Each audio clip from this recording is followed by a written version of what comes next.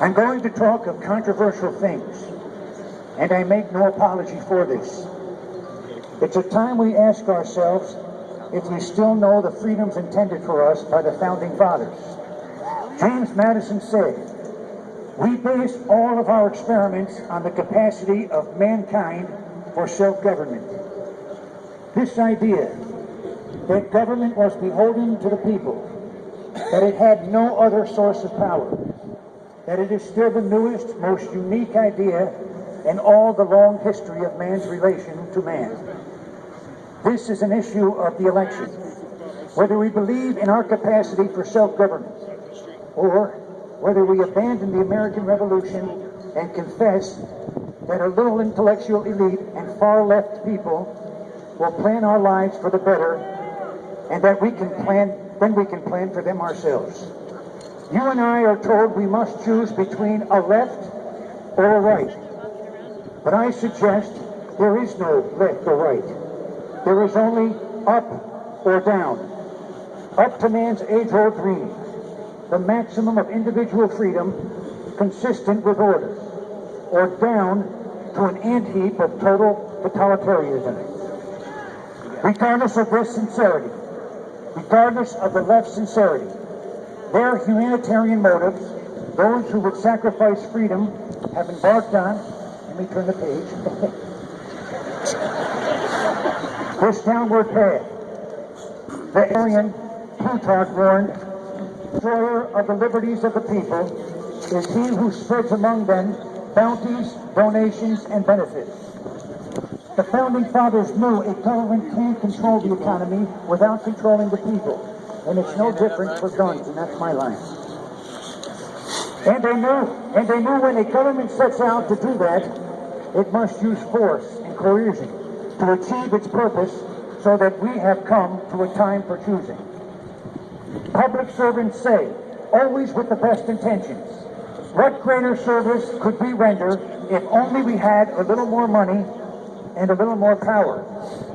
But the truth is that outside of its legitimate function, government does nothing well, or as economically, or even when it comes to this amendment, the Second Amendment. Absolutely, and I'm laughing back. Yet, anytime you and I question the schemes of do-gooders, we're denounced as being opposed to the humanitarian goals. It's possible to legitimately debate their solutions with the assumption that all of us share the desire to help the less fortunate. They tell us we're always against and never for anything. We are for aiding all of our allies who share our blessings and our goals. But we need a true tax system that will at least make a start towards restoring our children to the American dream, that wealth is denied to no one, that each individual has the right to fly as high and as far to take them. But we cannot have such reform while our tax policy is engineered by as a means of achieving changes in our social structure. We have the courage and we have the will and face to face up to discrimination of the progressive movement. 37 cents at the time of this, 37 cents of every dollar earned went to the government. Think about where it is now. Are you willing to spend time studying the issues, whether it's the Second Amendment issue or any other issue, and make yourself aware of those issues, and then conveying that information to family and friends? Will you realize that the doctor's fight against socialized medicine is your fight? We can't socialize the doctors without socializing the patients. Recognize that government invasion of public power is eventually an assault upon our businesses. If some among you fear taking a stand because you are afraid of reprisals, or even the government itself, recognize that you are just feeding the crocodile, hoping he will eat you last.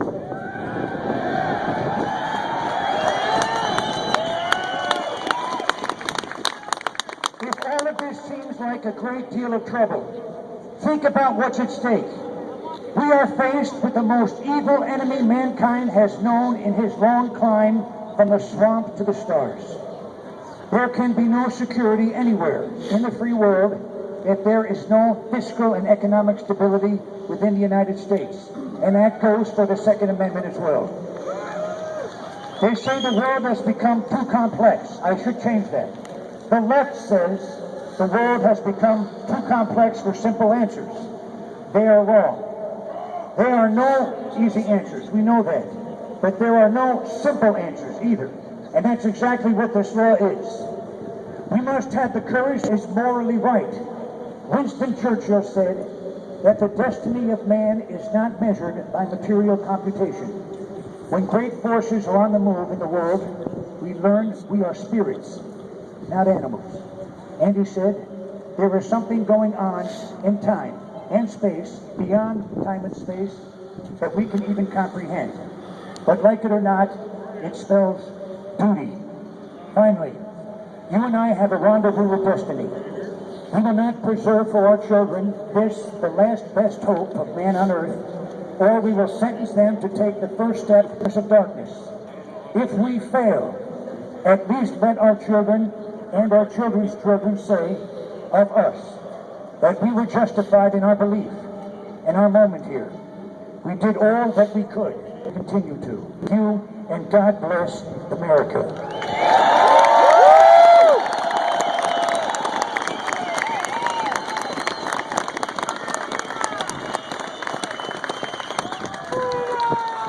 USA, USA, USA, USA.